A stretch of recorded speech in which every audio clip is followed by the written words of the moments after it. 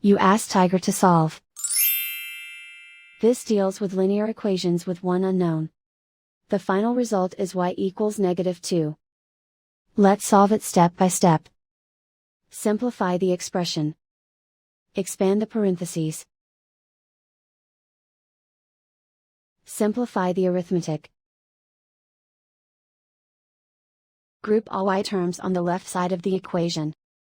Subtract 4y from both sides. Group like terms. Simplify the arithmetic. Group like terms. Simplify the arithmetic. Group all constants on the right side of the equation.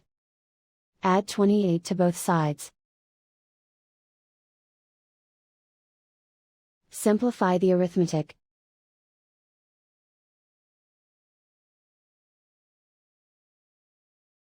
Isolate the y.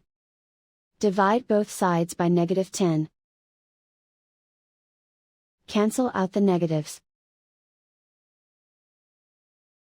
Simplify the fraction. Move the negative sign from the denominator to the numerator. Find the greatest common factor of the numerator and denominator. Factor out and cancel the greatest common factor. And so the final result is y equals -2.